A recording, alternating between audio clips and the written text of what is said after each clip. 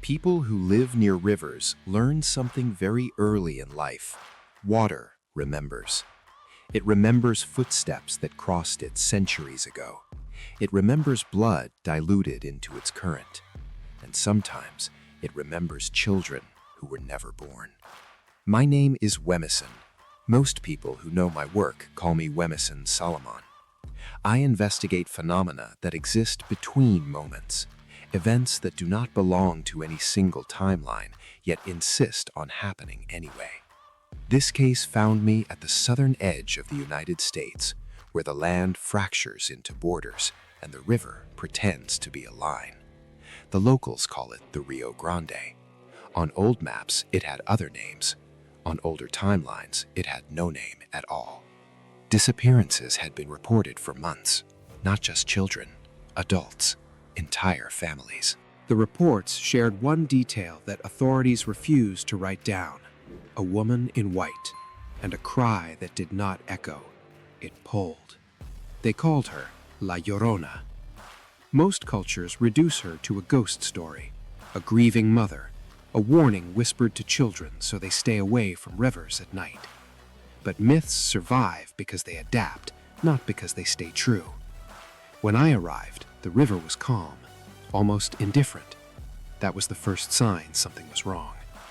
Time-sensitive instruments don't fail quietly. They scream in patterns only trained eyes can recognize. My readings showed temporal distortion layered over the river like invisible sediment. Decades compressed into seconds, centuries bleeding into minutes. Someone had been harvesting time. I spoke with Border Patrol officers, aid workers, families who refused to leave the riverbank even after losing everything. Their testimonies contradicted each other in dates, seasons, even years. Classic symptoms of localized temporal recursion. But the cry was always the same. Not loud, not distant, personal. Several witnesses claimed the sound spoke directly to them, using voices they recognized. Mothers heard their children. Sons heard their fathers. One man told me he heard himself, older, broken, begging. That was when I stopped treating La Llorona as a legend. I followed the river south, walking paths that existed on some maps and vanished on others. As night approached, the air grew heavier, as if the atmosphere itself was resisting forward motion. Then I heard it. Not a scream, not a wail, a sustained grief, stretched thin, like something pulled across centuries. The river's surface began to distort, not with waves, but with repetition. Moments replayed themselves in the reflections. A hand reaching for water, a face screaming silently, a child's silhouette dissolving before it could form. She emerged slowly, a woman draped in white that did not move with the wind. Her form flickered, phasing between solidity and absence. Her face was obscured, but her eyes burned with something far older than sorrow. This was not a spirit bound by guilt. This was a collector. My instruments confirmed it instantly. The river was no longer flowing forward. It was circulating, looping fragments of unborn timelines, futures that had collapsed before manifesting. Children who would never be born. Lives erased by war, famine, policy, indifference. She was gathering them. La Llorona, I said aloud, testing the name against the distortion. The cry intensified, not in volume, but in depth. The river responded, pulling inward, as if reality itself were being drained. I stepped closer. That was my mistake. For a brief moment, I saw through her. Behind the figure was not a woman, but a structure, an impossible lattice of temporal strands woven together by grief. Every thread was a life that never reached the present. Every knot, a choice made too late. This was not mourning. This was ritual. My readings spiked violently. The temporal field around the river fractured, revealing something buried beneath the current. not physically, but historically. The border itself was destabilizing. Centuries peeled back in layers. The land tried to remember what it was before lines were drawn, before names were imposed, before futures were stolen to build nations. The cry changed. It wasn't calling for children anymore. It was calling for time. I activated my temporal anchor and pulled back, barely maintaining cohesion as the river surged upward, not with water, but with moments. Memories that never belonged to this era bled into the night. As I retreated, one truth became undeniable. La Llorona was no longer haunting the river. The river was becoming her. And if the ritual completed, the border would not merely disappear, it would rewind to a version of history that should never return. I looked back one last time. The woman in white stood at the center of the distortion, her form stabilizing, her presence growing stronger with every stolen second. This wasn't a ghost story anymore. This was a temporal breach disguised as a legend, and I had just stepped into its current. Time does not like to be observed. The more closely you examine it, the more violently it resists definition.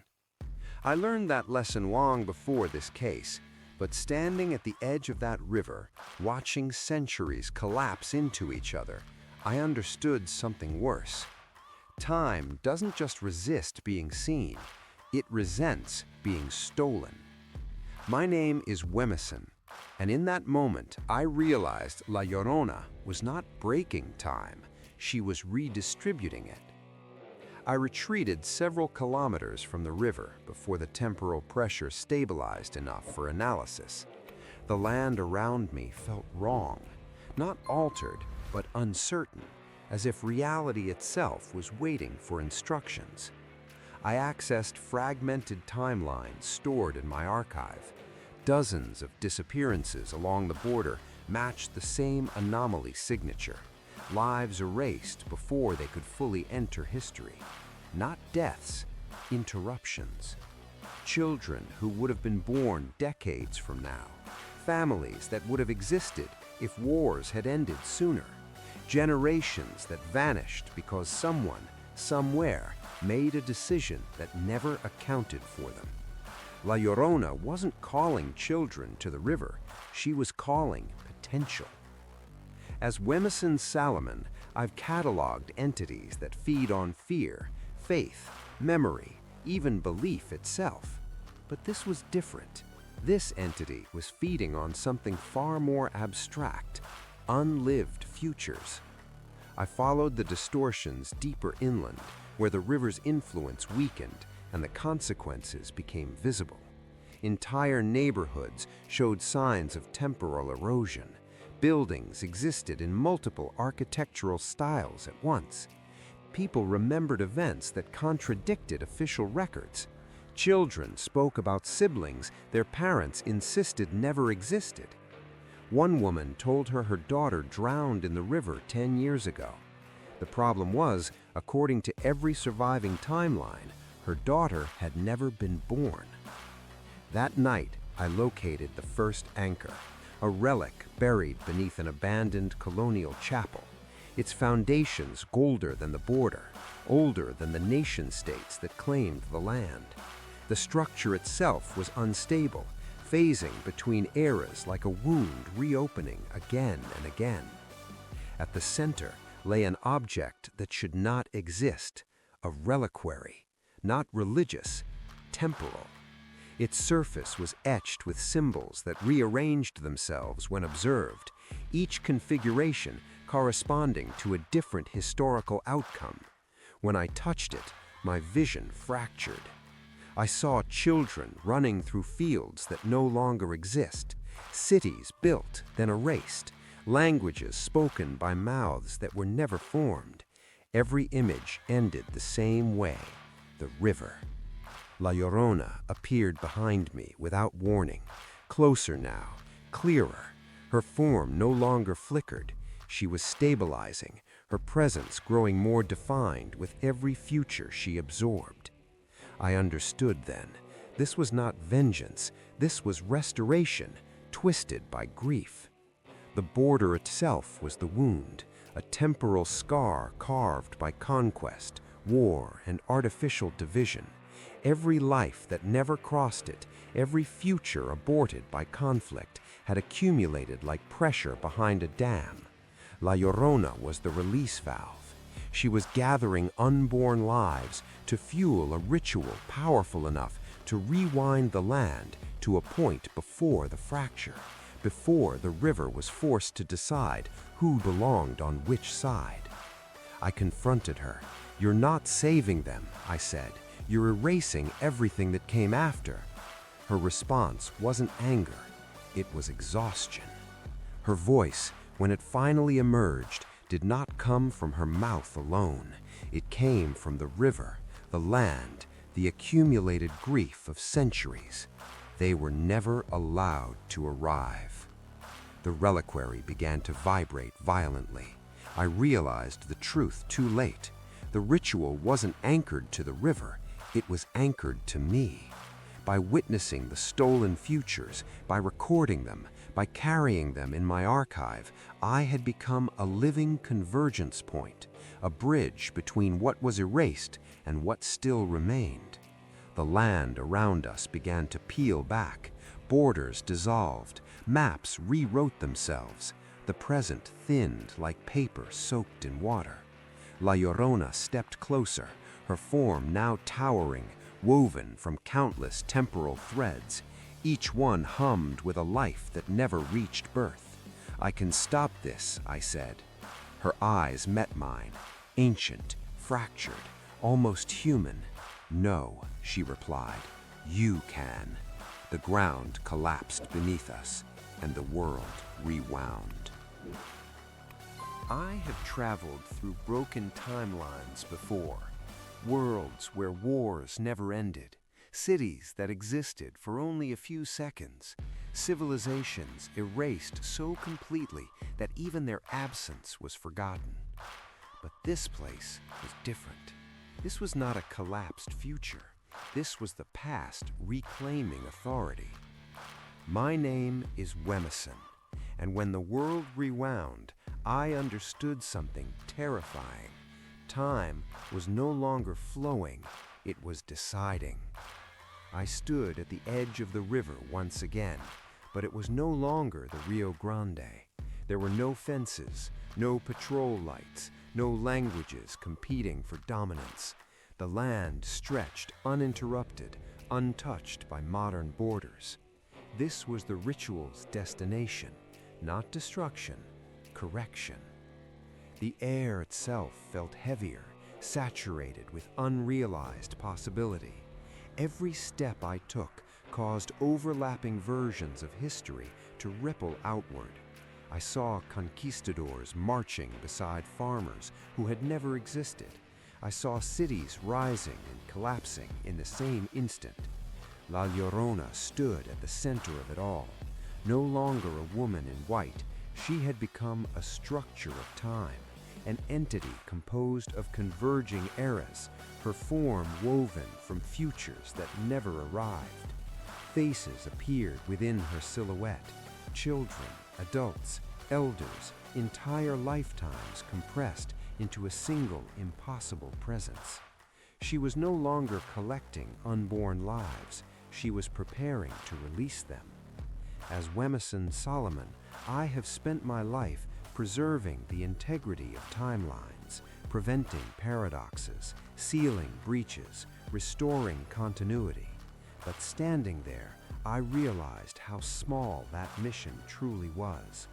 The river beneath us was no longer water alone. It had become a chronal artery, carrying every erased possibility back toward a single point in history, a moment before division, before conquest, before the first decision that made the future unequal. If the ritual completed, the modern world would not survive, not through destruction, through replacement.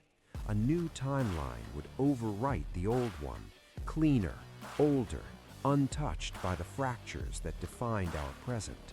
Billions of lives would vanish without ever knowing they had existed, including mine. I approached her. Every instinct screamed that I should not. La Llorona, I said, using the name history gave her.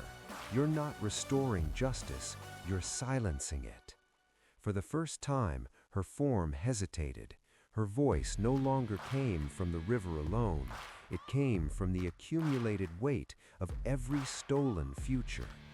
Justice requires memory, she answered, and your world remembers only those who arrived. She was right. History is written by survivors, not by those erased before they could speak.